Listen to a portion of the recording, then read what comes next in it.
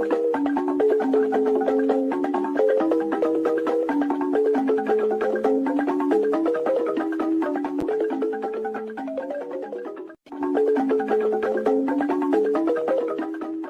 have no mercy for those that come to disrupt the restoration of this struggle. We don't negotiate with anyone. We will never do that. Because when you do things like that, you encourage the same thing to be inside the government, and they will continue to do what they are doing. They said, added that sex.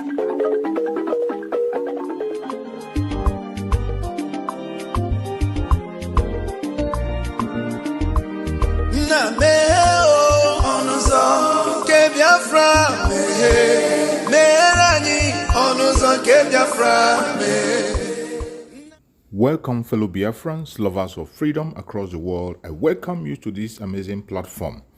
Thank you so much for joining me on today's program, and I wish you a very happy new year. Finally, we are now in the year 2025, and as we proceed in the year 2025, we must not forget that we have a lot of responsibilities. Our responsibility in this platform is to give you information and make sure that you have an update on what is going on in Biafra land, more especially things that has to do with the restoration of independent state of Biafra. Today, I am going to share with you a very important video. Please pay attention to this video. In all the information that we see here, you are going to see that they have started again a new deceit to distract us from the restoration of independent state of Biafra. We must not be distracted. It is either Biafra or nothing. Mazi Nnamdi Kanu said it to us, and he has not changed his mind. If anybody tries to insinuate that Mazi Nnamdi Kanu have changed, that is a lie. Watch this video from beginning to the end. You will understand that the enemies will never give up. And those of us who are focusing on the restoration of Biafra, we must not give up. Do not get distracted, regardless what you hear or what you see. Always remember that it is Biafran first. All eyes must be on the rising sun.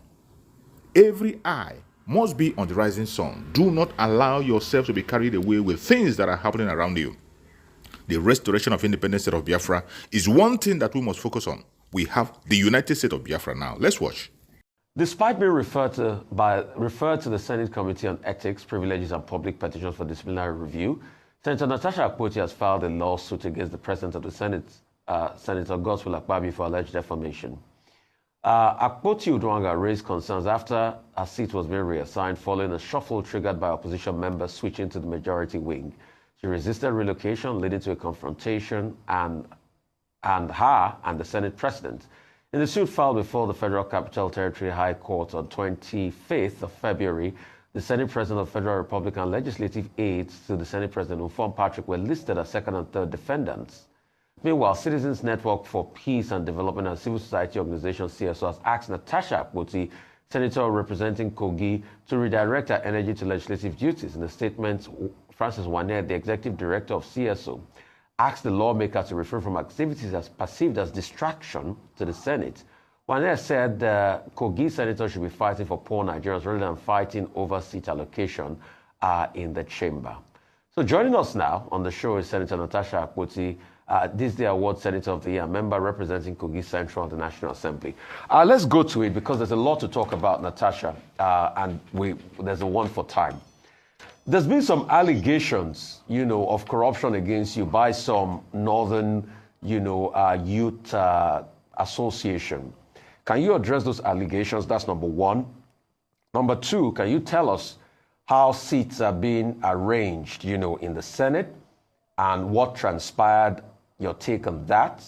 That's number two. And really, I'd like to know, you and Akpabio today, you and Akpabio another time, what is really the matter between you and Akpabio? Because I hear that both families are friends. So I'd like to really know what is going on. Why always you and Senate President Akpabio? Those three questions. Good morning, Rufai. Good morning, Ayo. Good morning, Professor Killer. Thank you so much for having me on your show. And also thank you for awarding me as the Senator of the Year. It's quite unfortunate that after such a long break from me being in studio, this scenario had to bring me in here. And going straight to your first question, which is the allegations, the petition against me on, by a certain northern group, which has to do with the conduct of my office as the chair of the local content committee. I would first say that the allegations are baseless, but in as they are hampering on my integrity, I am glad to throw some light on it. The first allegation there was on the misappropriation of the funds in the account and withholding the interest, as it said. I would like to say this, that when I resumed as chair, I have the bank statement here.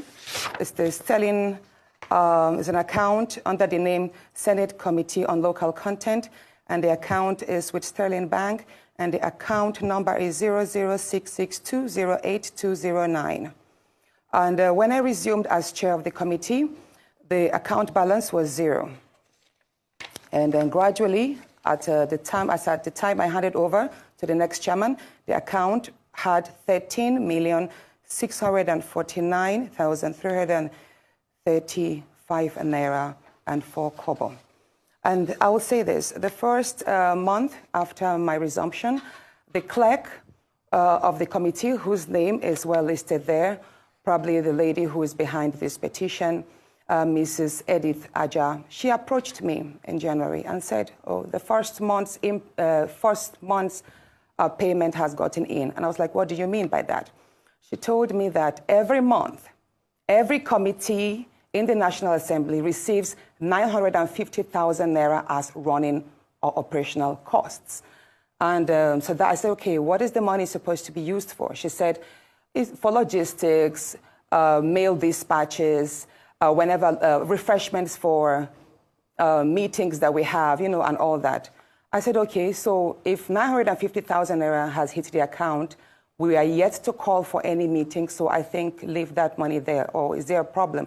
She said, yes, the trend or the norm is that if there is no event or happenstance that utilizes the money, we are supposed to share the money. I said, how do you mean? She said, the money is usually shared. I, as a chairperson, I will take a part of it. I'll give some to my deputy, and the rest of the money will be shared amongst the staff of the local content committee. And I was like, did you say that is what happens? She said, yes, that is what my predecessor did, and that is what happens in all the committees in the National Assembly. I said, well, you know what? That money, if it's meant to service the operations of the committee, it's not meant to enrich my pockets. It's not meant to enrich the pockets of the staff. I would not want to collect this so-called impress. So I would advise that you keep that money in the account, and we build the money, we use it for whatever it's needed. If we have to buy office equipment, print stationaries, then we use that money. And I promise this, and the bank statement is here. Anyone who has access to it, I have called the account number. You can check. We have gradually built the account. We use there was a time I approved the money last year for the purchase of a printer because it made no sense that we kept on spending so much money printing outside. I was like, you know what, let us have a printer in-house. We bought a printer. We also have printed lots of materials, but basically the money, I never took a kobo out of that in the name of impress. I never gave my deputy then, who is Senator Ede Dafinone, any impress. He can verify and attest to that. Neither did I allow any of the staff to take any money because that is taxpayers' money, and the money was meant to service the office. Now, the second allocation there is that, oh, but by the way, it would impress you to know that ever since I left office, the money has been withdrawn by the clerk. About 5 million was withdrawn.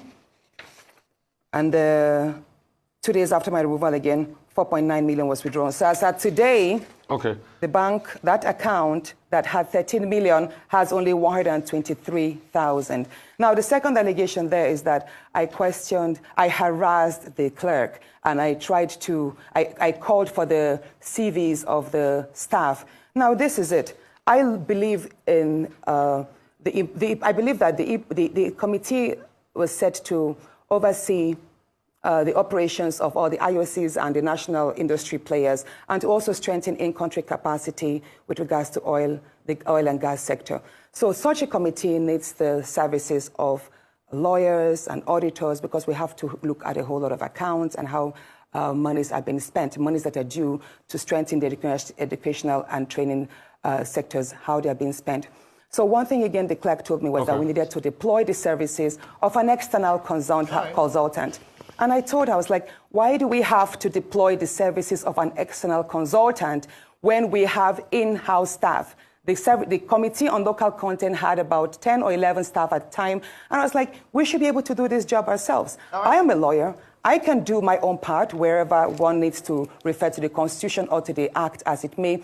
And I believe we should have supporting lawyers, we should have auditors, we should have accountants amongst the staff. So I asked her for the CVs so that I could look, and then amongst them I can write to the clerk of the Senate and say, you know what, can you swap this person, because I want to have an effective team to operate. So if that is what they say, harassment, then so be it. And as for the rest, they mentioned I harassed NLNG. Excuse me, please. Natasha, I harassed NLNG. Natasha, for the want of these companies will write and act and defend. For the want of time, the second question I ask is, then what transpired on the Senate floor? Second question, and why is there always a tiff between you and the Senate President? So those are the two. You can put both together. Of course. Why is there always a fight between you and the Senate President? Of course. That was on the sitting arrangements. I think it was a Thursday, last Thursday. I walked to the chambers early before sitting. I signed the book. Please, can I have some water, please? Sorry, where is it? Oh.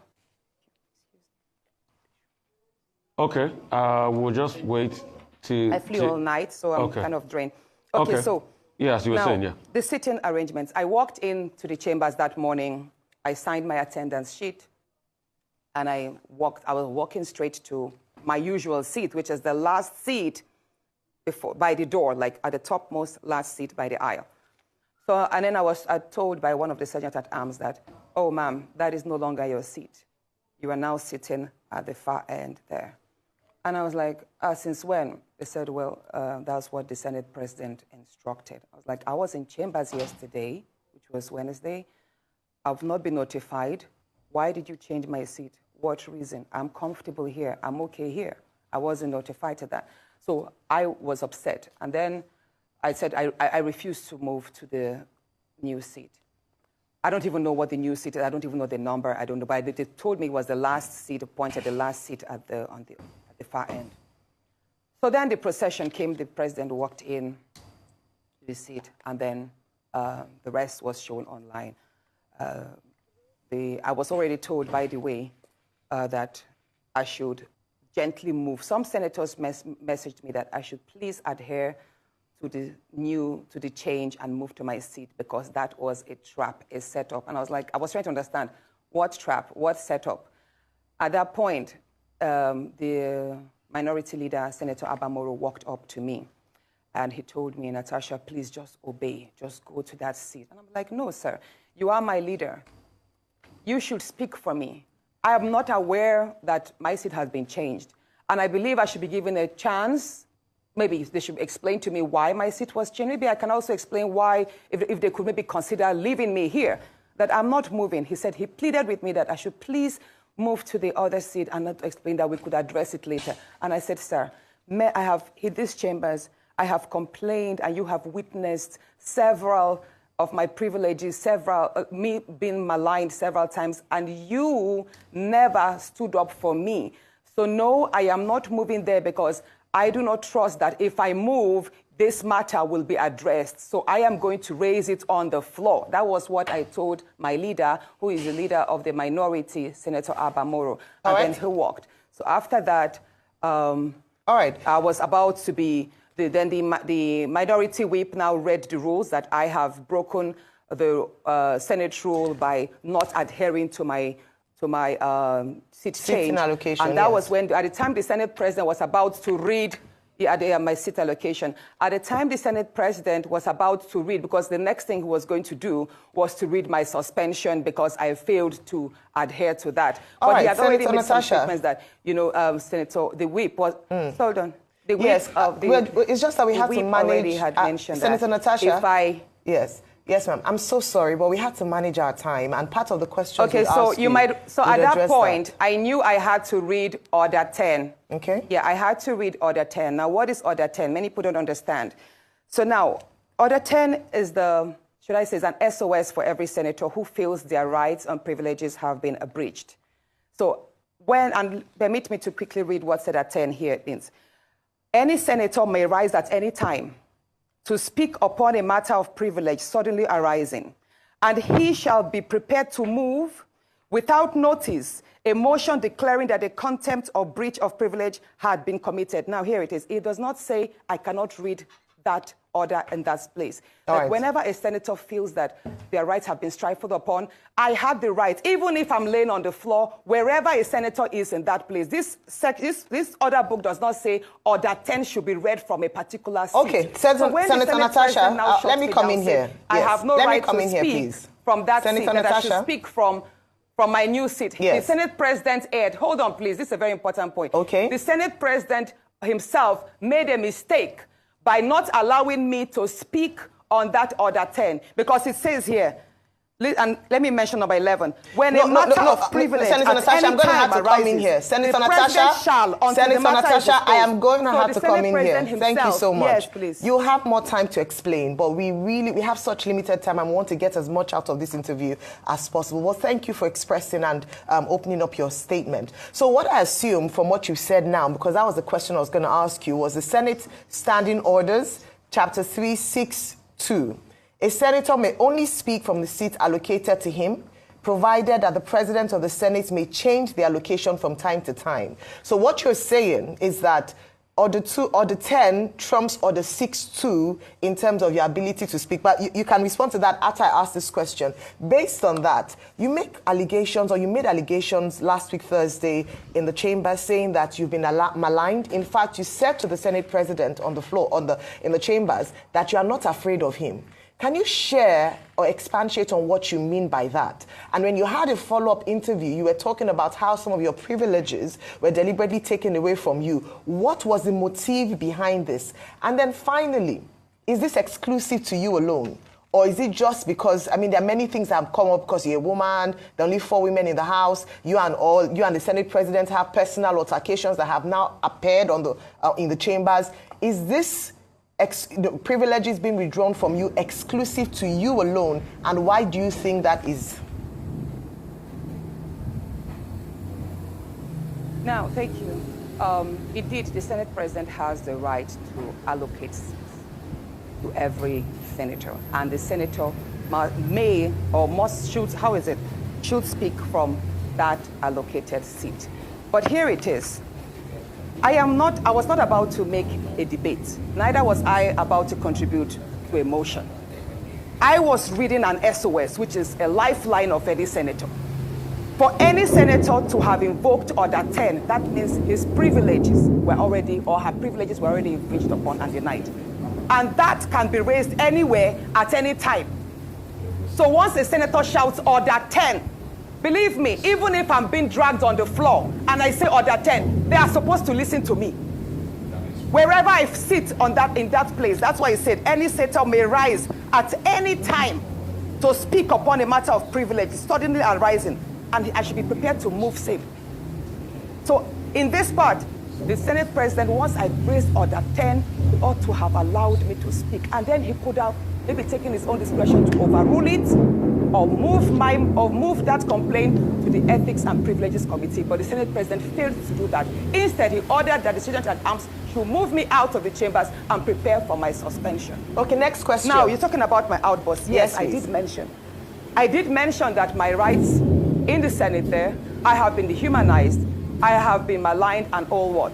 And that outburst, I believe that the seat change was just the straw that broke the camel's back. A lot has been going on. And you asked, I'm just going again, trying to mix up the question.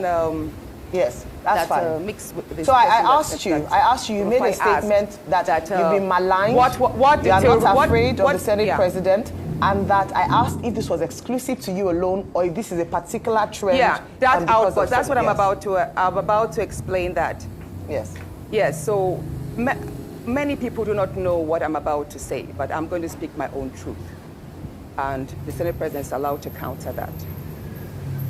It all started on the 8th of December, 2023, which was a day before his birthday and my birthday. We are birthday mates. We were all in Akwa Ibom because he had a big fanfare in the stadium. Myself, my husband, and a few of his close friends. We went to Akwa Ibom. And at first, we were at Ikot Ekpene. We were in his house at Ikot Ekpene. Then we all moved to his house in Uyo. It was about 8 p.m. Then he held my hand and said he wanted to show me around his house. My husband was walking behind us, just three of us. We were walking around from room to room. He showed me the beautiful interior. This was done by this, by that, this designer here, he bought this from us. I was like, oh, this is beautiful. And then I noticed that he hastened his pace while still holding my hand. And my husband was behind, still on his phone, but he was catching up whenever he could. And then he got to this particular sitting room, and he said, do you like my house? I said, of course, sir. Every room, beautiful, nice interior, quality taste. He said, now that you're a senator, I'm going to create time for us to come spend quality moments here. You will enjoy it. At that point, I just pulled away, and I was like, I don't really understand what exactly that meant. But then my husband now, when I turned around, I saw my husband was already near me, and the way my husband looked at me and looked at him, I was beginning to wonder, did he hear part of that inciting statements or not? And then the Senate President too, I saw that he also had that thought, like, did my husband hear the invitation to treat or not? So then the Senate President now said, oh, by the way, let me show you my chapel. He has a chapel in his house as well. So while we were going to the chapel, you know, we walked in silence and all. So that evening, before we left the Senate President's house at about 11 midnight to the 4 points in the Ikot-Ekpene. And my husband asked me, Natasha, what did the Senate President whisper to you? What's he telling you? I thought, should I tell him that he was speaking about bringing me in here at a special time for us to have a good time? Or should I just kill it there, wrap it as if there was nothing? Because tomorrow was a big day. I know how much my husband adores the Senate President. He loves him as a brother. My husband would do anything to support him. So I told my husband, nothing. I can't remember what I created, but I just gave him some words to manage, to mask what was said. After, when we laid in bed, I lay to my right, and my husband wrapped his arms around me, and he said, my love, you know you can't tell me anything. What did the Senate President tell you? Again, I was like, don't you believe me? I said, nothing. Nothing. Moreover, it's my birthday in a few minutes. Let's just be happy. Then my husband told me he doesn't want to see me travel out of the country alone, and I should not go to the Senate President's house, because he has a guest house where many senators do go there, you know, after office to like get approvals and all that. So I told him, okay, no problems. That was it. I thought that was going to be the end. But then, in February, I wanted to move a motion. I wanted to move a motion for the investigation on the ills of the corrupt practice in Ajakuta Steel Company.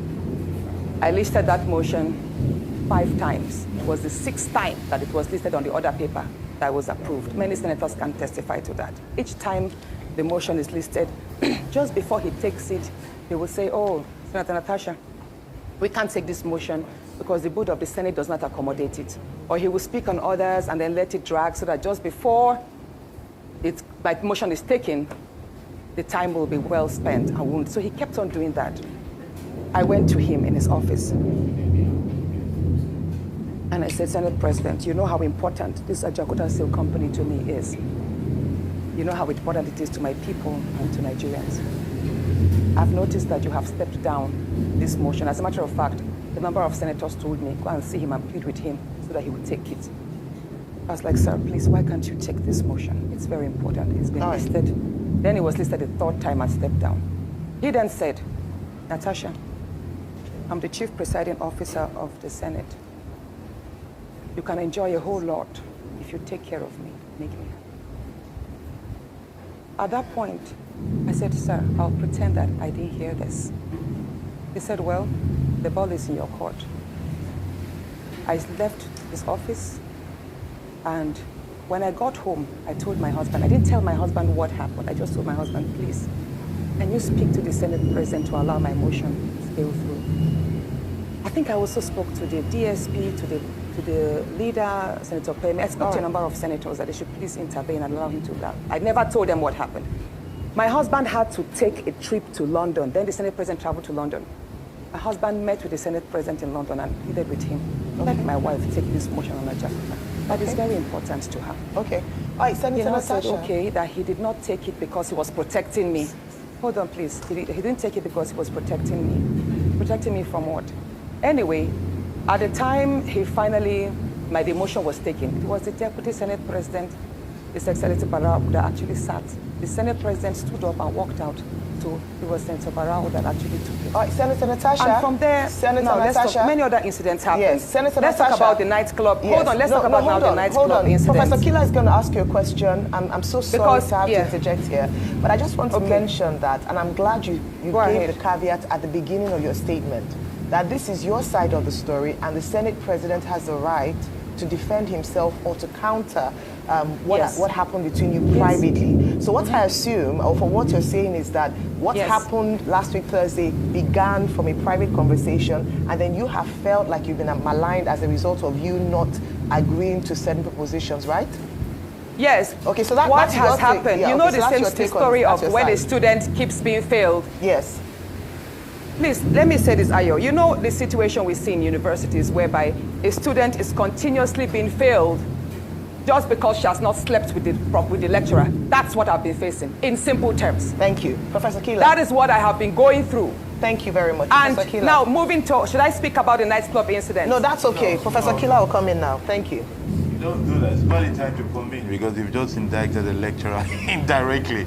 And now I'm coming to ask you a question. Senator, it is from your side of the story, it is clear there's a lot of undercurrent and personal issues that had led to the, should we call it the outburst on the allocation of chair thing. There's a lot going on, and you've made a series of allegations which indicts the Senate President morally, if not criminally, at least. And there's the indictment of abuse of power because he was refusing you to do your duty for personal reasons.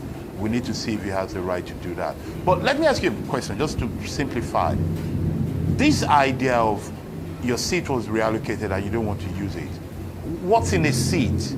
Why was it so important for you not to just move as you've been told to do so and deal with it later? What's the importance of saying no to that seat allocation? Thank you so much, Professor Kila. Sitting arrangements in the National Assembly or in the chambers is very critical. That is why at the forefront we have the leadership, and after them we have ranking senators, second timers, third timers sitting there. And the nearer you are to the Senate President, the more visible you are. You're able to interface with the daily activities, and then you have more visualized, the cameras capture you more. You're more present as against being a backbencher. So where I am sitting, the Senate President sits at the lowest point, while I am sitting at the topmost point, but on the same level. So, Senator, it is, Senator, I'll recap for you. So whenever whenever I stand, yes, it is safe to say that where I was moved to, was you felt they were reducing you. Where the workers, the chamber staff sit. So you felt they were relegating you. They were relegating you. If they say, hold on, exactly. Let me say this. Yes. His excuse that it's because there were 2 vacant seats due to the decamping of the senators, right? Yes. And that why did they have to pick on me to start the shift? There were other senators that were in front of me that would have filled the seat. Why did it have to be me to fill in the seat at the far corner? But I will say this again. If you see where I sit at the back, there is a silent degrading of senators that, as I say, came from court. We are made to feel as if we are lower than our other colleagues that resumed office and were sworn in earlier than us, even though we're all first-timers. Do you understand what I'm saying? Yes. I remember when I asked, initially, I asked why I was not sitting amongst my other first-time colleagues. Yes. And I was told that is because you resumed 6 months later. So it's almost like a punishment because I resumed 6 months later. Therefore, I have to sit or take seats or wait for my other colleagues whom we all ran elections with together and won together, even though we were rigged. So Senator, we were made yes. to sit at the back. So after me, it seems clear to me. Senator Akogonu, who came 2 weeks after me. Yes. So it seems to me, from your own narrative, speaking from your own narrative, that you feel victimized and you feel you're being treated like a second-class senator in that place. Let me ask you a question based on your own narrative. I have a very important... No, but very quickly, you're going to say, let me just ask you just this question. Professor. Yes, just this very question. Do you feel that other senators in that house, male or female or different party, do you feel that they're standing up to what they ought to be doing, or do you feel they are also, with their silence, complicit with your victimization? I want you to judge the whole Senate, 109 men and women. No. You don't feel they're complicit, and you don't want to... Now, here it is. I have enjoyed tremendous support from my colleagues. And the fact that a number of my colleagues have not spoken out publicly in my defense or criticized what has happened does not mean that they do not visit me privately at home or they do not call on me to give me words of encouragement. Why they are yet to come up openly and criticize the activities of the Senate President, probably that's best known to them. However, one question I have been asked a number of times is, why are the women silent? Why are the 3 other women silent? Yeah, so why, Senator? Why do you think they're silent? The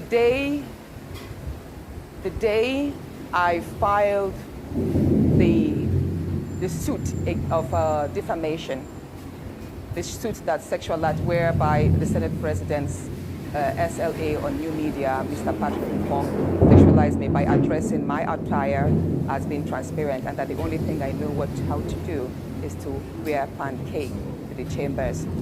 So when I filed that suit, Senator Ireti Kingibe, hold on, Senator Ireti Kingibe, Senator Natasha, and Senator we're low on time, 3 women who sent messages to me that they do not support the litigation. And none of them have called, apart from Senator Ireti, that called my husband to tell me to withdraw that suit and all that. And my husband charged her that you were the same person who had come to the house to tell him that the ST was hitting on his wife sexually. So why are you now against my wife standing up for her rights? So let me tell you something, Mr. Which nobody knows. No, Mr. Rufai, please allow me to say this, please. Please go ahead. Can I say this? Please please go ahead. Please go ahead, Senator. Please go ahead. Now, at the nightclub incident, I believe that was not a slip of tongue. That was not a slip of tongue. He has a number of times told me that there are various ways we can have fun. If we travel, he has a way of making the house, the space. He can basically create a party in the space. Do you understand? Like a nightclub in the space and would have fun and all of that. So that nightclub incident statement was not a mistake. It was more like out of the abundance of the heart, the mouth. But let me say this. The day before please, Rufai, let me land. Go ahead, Natasha. Go ahead. Let me speak. Please go ahead. We're if trying you don't to want me to speak, I'll walk out and complete this on my Facebook, please. Please go ahead. We're trying to Natasha. manage time, Senator, but go ahead and finish it quickly. We're trying to manage time, but please go ahead. The night, or should I say that morning, early hours of the morning that he apologized, which was 23rd of July, 2024. That was the morning he apologized. So the night I have it printed here, I have the screenshots of the phone call. It was 14 minutes past midnight when my phone rang. The leader of the House called me, Senator Michael Bamidele Opeyemi called me, and he said, Senator, how are you? I said, I'm fine. He said, in the wake of all of this, you ran for. the Senate President goes down, I will go down too. And I said, what do you mean, sir? At that point, I tapped out my husband off because he had fallen asleep before me. I said, are you calling me to threaten me? I could hear murmurs from the Senate President. I could hear the murmurs, the Senate President's voice at the background because I could tell it was a speakerphone. He said, no, I'm just telling you that, there's a whole lot of attack on the Senate President, and if things go down, if he resigns or something happens, I should know that I'm going to be held responsible, and I also go down. At that point, I started shouting. I was like, you can't call me at midnight and threaten me, sir. You can't do this. And mind you, I was actually surprised because the leader of the House is someone I respect greatly. He's a very good friend. He's a very calm person. And I believe, I'm saying it, that if he actually made those statements, he probably was told to do so. So I dropped the line. And then I dropped the line. The first conversation was just 2 minutes, 33 seconds. Then my phone rang again at 26 minutes past midnight, that same day. And then it was the same call, Senator Opeyemi's line, but then it was the Senate President's voice. He said, Princess of the Senate. That's how he calls me casually. I've been attacked. My wife has not slept for days. She's been crying. She's received lots of insults, all because of you. I said, no, sir, it's not because of me. It's because of you. I didn't force you to order that statement. And I did not call on support I received from Nigerian women. So don't blame it on me. Say, no, he's telling me this because the Dane of Agbo, I think he's a king in Agbo in Delta State. So the Dane of Agbo spoke with him and told him that he, that's the Senate President, was the most hated politician in Nigeria at that point. Mind you, that was a few days to the protest. There was this end bad governance protest on the 1st of August, and this incident happened like a week before. So he said the Dane of Agbo told him, Mr. Senate President, your rating is all low. You're one of the worst. You're one of the most hated politicians now. So I would advise. He said the Dane of Agbo advised the Senate President to leave Abuja because if he is caught in the middle of the protest, he could be attacked by the Nigerians. I said, so why are you telling me this, sir? He said he's telling me because he found it insulting that the Dane of Agbo would tell him to run away, to leave Abuja, and that he's telling me, so Natasha, I'm telling you, go and tell them that if anybody over the age of 20 approaches me during the protest, I will what is the word? Hold on. I will take that person down. The Senate President told me over the phone that based on the advice that the Dane of Agbo gave him, I should leave Abuja in the wake of the protest so that he will not be caught and probably will not be approached or attacked by the youth. He said, Natasha, I have the capacity, I'm number 3 citizen. If anybody over the age of 20 dares to confront me, I will take that person down. That person should dare me with his life. I said, at that point, I started shouting. I now told my husband, he didn't know the phone was on speakerphone all the while because I'd woken my husband up from the first. I was like, I love, can you hear what he's telling me? Exactly what he does. At that point, when he knew, he was like, is your husband there? Oh, yeah. I said, yes, sir, my husband is here. And he heard everything. He then told me to pass the phone to my husband. And you know what he said? Immediately, he changed his tone. He was like, oh, Alema, I have a slot for you for an appointment from Delta State. Why don't you bring a nominee? And I took the phone back. I shouted at the Senate President.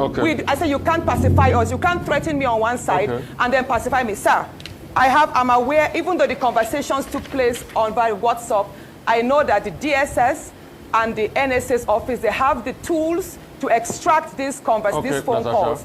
And Senator I'm going to publish if, yes, sir. Okay, Senator Natasha, thank you. So and he told me that, well, all you want, hold on, please. He then told me that, all I want is an apology. He would apologize on the floor that morning and that he expects me to accept it. So all that morning, when I walked in, I was already threatened. I was already petrified. This is a man who had already called me at midnight, so I didn't sleep all night. I just had to say to his seamless apology. Senator Natasha Akpoti, thank you so much for being here. He who alleges must prove. I'm sure you have all your proof because they are on the other side are also going to demand all of it, and you have to put it out there. So thank you so much for your time. Thank you so much for honoring us today. Thank you so much for watching the program. I appreciate you for your patience to watch from beginning to end. I hope you have learned a lot from this very program that I just played, this video. Please like and share the video. Share to all platforms. After sharing the video, now you can go to the comment section and put down your comments. Whatever suggestions, contributions you have to make, what do you think about the video I just played? Go to the comment section and put your comment. I will go to the comment section, and I bet you I am learning a lot from there, and you can equally learn from there. Let us share our experience on that comment section. Thank you so much, and stay blessed. Don't forget to share, and we continue to bless you as you share. Biafra government, peace, progress, unity, and equity. We move. Airborne.